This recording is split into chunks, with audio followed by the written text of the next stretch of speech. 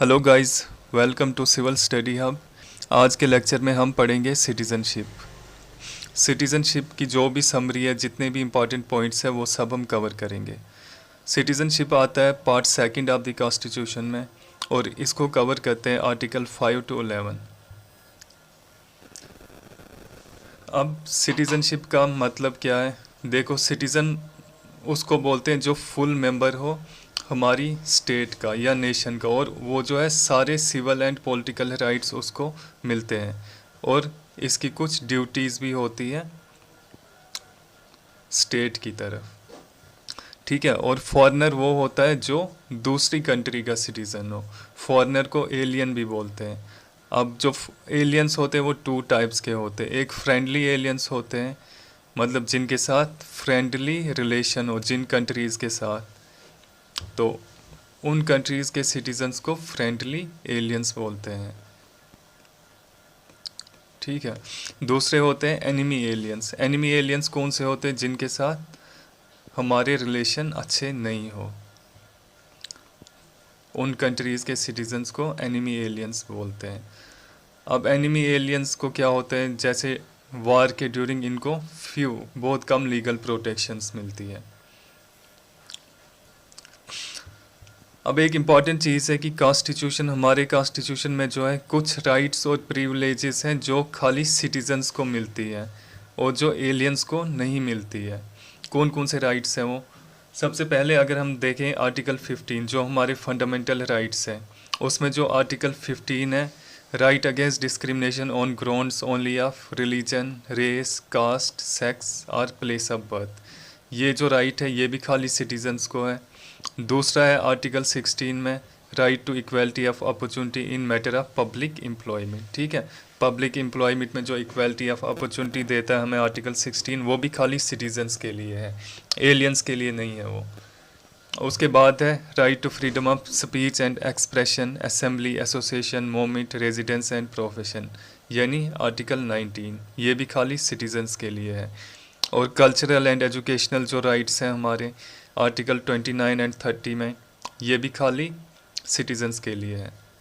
ठीक है। तो ये आपने याद रखने कि जो फंडामेंटल राइट्स हैं आर्टिकल 15, 16, 19, उसके बाद 29 एंड 30 में, ये खाली सिटीजन्स के लिए है, एलियंस के लिए नहीं है। उसके बाद जो दूसरे राइट है जो फंडामेंटल राइट से बाहर हैं, वो क्या? Right to vote in elections, जो लोकसभा और स्टेट लेजिस्लेटिव असेंबली में इलेक्शंस होते हैं उसमें जो वोट डाल सकता है वो खाली सिटीज़न डाल सकता है। ठीक है। या अगर उसने कॉन्टेस्ट करना है इलेक्शन एमपी के लिए या एमएलए के लिए, वो भी खाली सिटीज़न कर सकता है। ठीक है। सबसे पहले ये 5 जो है फंडामेंटल राइट्स हैं जो खाली सिटीजन्स को मिलते हैं।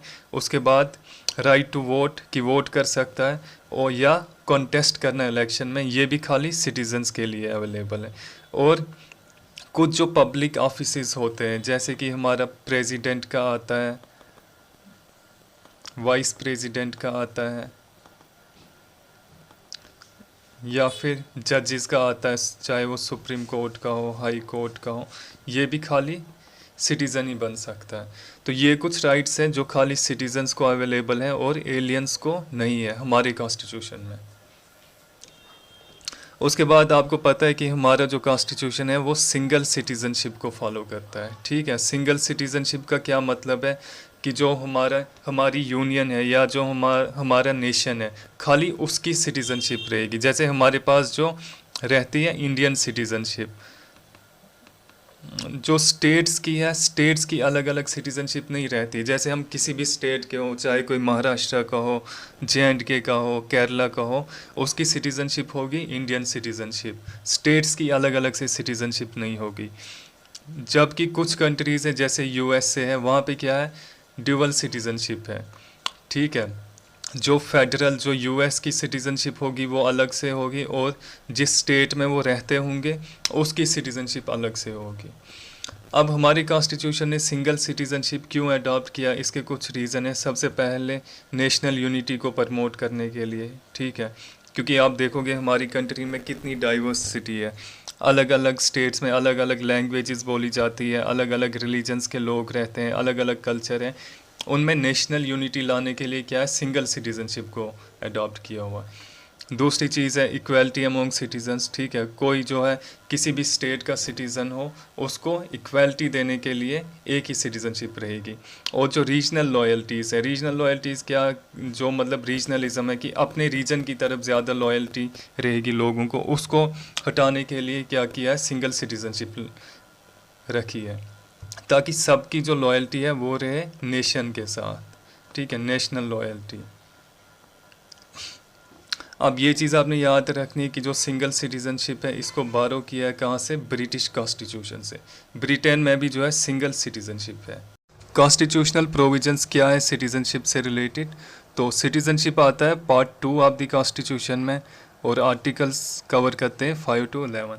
अब ये जो आर्टिकल्स हैं इनसे हमें खाली ये पता चलता है कि जिस टाइम पे कॉन्स्टिट्यूशन अडॉप्ट हुआ, जब कॉन्स्टिट्यूशन की कमेंसमेंट हुई 26 जैन 1950 को, उस टाइम पे कौन इंडिया का सिटीज़न बना।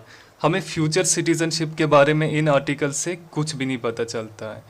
उसके लिए क्या पार्लियामेंट को एम्पावर किया गया है कि वो जो है डिटेल्ड लॉ बना सकती है सिटीज़नशिप से रिलेटेड, और पार्लियामेंट ने क्या किया है, सिटीज़नशिप एक्ट 1955 लाया है। अब जो भी सिटीज़नशिप से रिलेटेड रूल्स रेगुलेशन है वो सब हमें पता चलता है सिटीज़नशिप एक्ट 1955 से। अब आर्टिकल्स देखते हैं, आर्टिकल 5 to 11। आर्टिकल 5 में क्या है, सिटीज़नशिप एट द कमेंसमेंट, जिस टाइम पे कॉन्स्टिट्यूशन की कमेंसमेंट हुई 26 जैन 1950 को, उस टाइम पे कौन इंडिया का सिटीज़न बना, ये दिया हुआ है आर्टिकल 5 में, ठीक है।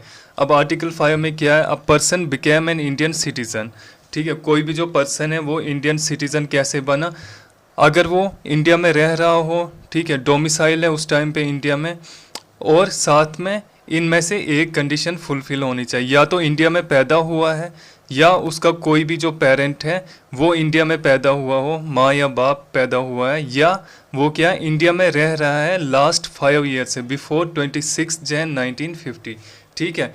एक तो वो इंडिया में रह रहा है, डोमिसाइल है इंडिया का, दूसरा है क्या, वो इंडिया में पैदा हुआ है या उसका कोई भी पेरेंट पैदा हुआ है, या वो इंडिया में 26 जनवरी 1950 से 5 साल पहले से रह रहा है इंडिया में, यानी कि 26 जैन 1945 या उससे पहले से इंडिया में रह रहा है, तो वो बना इंडियन सिटीज़न। उसके बाद आर्टिकल 6, आर्टिकल 6 क्या बोलता है कि जो पाकिस्तान से माइग्रेंट्स आए हैं, ठीक है, अब जो लोग पाकिस्तान से माइग्रेंट्स आए हैं इंडिया में, वो सिटीजन्स बन सकते हैं सब्जेक्ट टू क्या कंडीशंस है, प्रिस्क्राइब्ड कंडीशंस है कुछ, उसमें है रेजिडेंस या रजिस्ट्रेशन होनी चाहिए depending on date of migration. जब आप डिटेल में पढ़ोगे इसको लक्ष्मीकांत में, उसमें जो है जो 1948 से पहले माइग्रेंट हुए हैं उनके लिए कुछ कंडीशंस है, और जो बाद में हुए उनके लिए कुछ कंडीशंस है। आपने इंपॉर्टेंट चीज़ ये याद रखनी कि आर्टिकल 6 कवर करता है माइग्रेंट्स फ्रॉम पाकिस्तान, ठीक है, जो पाकिस्तान से उस टाइम इंडिया में आए हैं। आर्टिकल 7 कवर करता है माइग्रेंट्स टू पाकिस्तान, मतलब जो यहाँ से पाकिस्तान चले गए हैं, ठीक है। आर्टिकल 7 क्या बोलता है, अ पर्सन, कोई भी इंसान जो पाकिस्तान चला गया है इंडिया से आफ्टर 1 मार्च 1947, ठीक है, 1 मार्च 1947 के बाद जो पाकिस्तान चला गया, लेकिन बाद में क्या है ये वापस आता है रीसेटलमेंट के लिए, ठीक है, मतलब 1 मार्च 1947 के बाद चला गया पाकिस्तान और बाद में वापस आता है, ठीक है, तो वो इंडियन सिटीज़न बन सकता है। इसके लिए उसको क्या करना है, इसके लिए उसको रेजिडेंट होना चाहिए इंडिया में फॉर 6 मंथ्स, 6 महीने के लिए वो इंडिया में रहना होना चाहिए, preceding the date of his her application for registration, ठीक है, जिस दिन वो एप्लीकेशन देता है रजिस्ट्रेशन के लिए उससे पहले 6 महीने से वो इंडिया में ही रह रहा होना चाहिए। ये था हमारा आर्टिकल 7। आर्टिकल 8 देखते हैं। आर्टिकल 8 कवर करता है इंडियंस लिविंग अब्रॉड, ठीक है, जो इंडियंस बाहर रह रहे हैं। आर्टिकल 8 क्या बोलता है, persons of Indian origin residing outside India could register as Indian citizens through Indian diplomatic or consular representative। Article 8 बोलता है कि जो इंडियन ओरिजिन के लोग जो बाहर रह रहे हैं वो खुद को रजिस्टर कर सकते हैं एज इंडियन सिटीज़न, जो वहाँ पे इंडियन डिप्लोमेटिक या जो कौंसलर रिप्रेजेंटेटिव्स होंगे उनके थ्रू, ठीक है।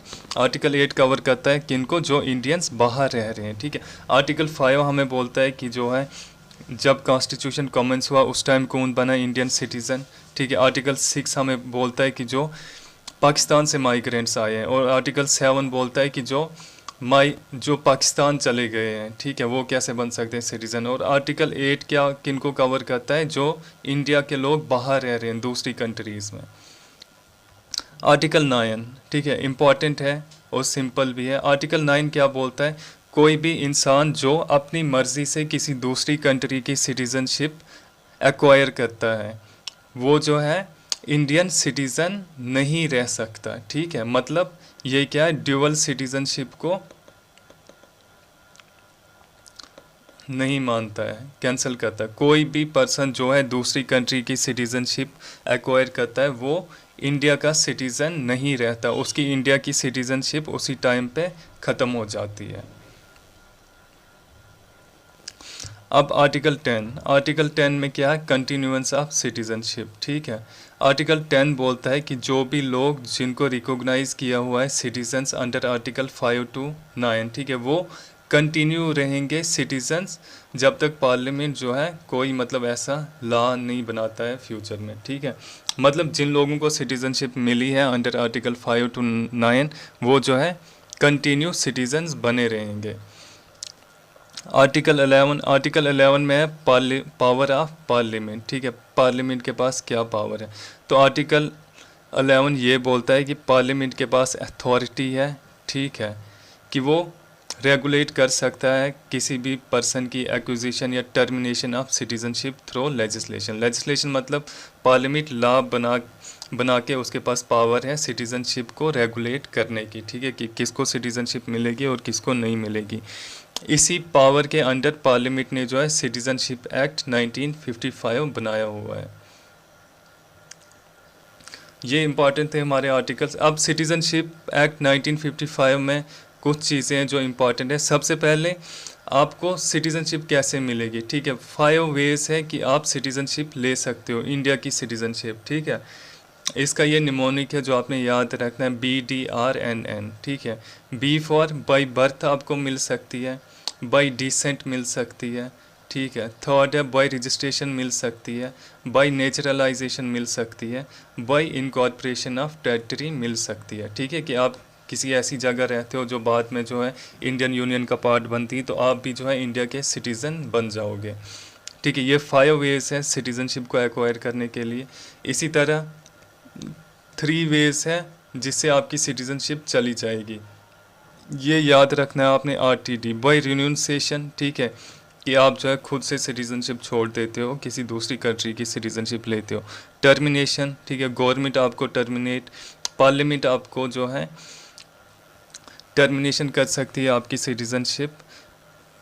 इसके भी रीजंस दिए हुए हैं कि किस तरह से टर्मिनेशन हो सकती है, ठीक है, बाय डेप्रीवेशन। ये 3 चीज़ें जिनसे आपकी सिटीज़नशिप चली जाएगी।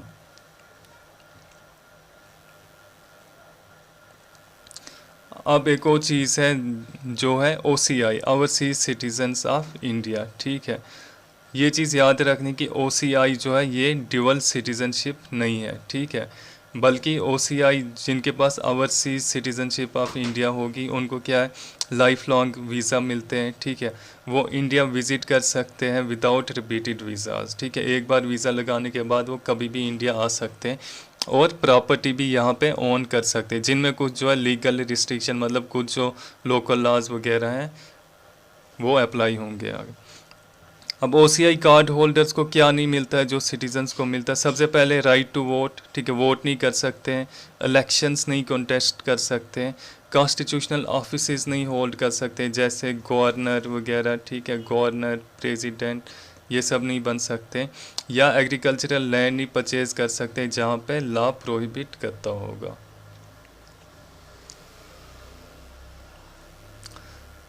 अब ये चीज़ें NRI, PIO और OCI, इनमें क्या डिफरेंस है। NRI क्या है, NRI है जो इंडियन सिटीजन्स बाहर रह रहे हैं, ठीक है, उनको NRI बोलते हैं। OCI क्या है, OCIs भी जो है बाहर ही रहते हैं, लेकिन ये क्या है, जो फॉरेन सिटीजन्स हैं, दूसरी कंट्रीज़ के सिटीजन्स हैं इंडियन ओरिजिन के, ठीक है, और इनके पास OCI कार्ड होता है, ठीक है। पर्सन ऑफ इंडियन ओरिजिन भी पहले होता था, लेकिन इसको अब मर्ज किया हुआ है OCI में ही। जो एनआरआई है ये इंडिया के ही सिटीजन्स है, ठीक है, सिटीजनशिप इनके पास इंडिया की है, बस बाहर रह रहे हैं। और जो ओसीआई है इनके पास जो है इंडिया की सिटीजनशिप नहीं है, सिटीजनशिप इनके पास किसी और कंट्री की है, बल्कि ये इंडियन ओरिजिन के हैं, ठीक है, और इनके पास ओसीआई स्टेटस होगा।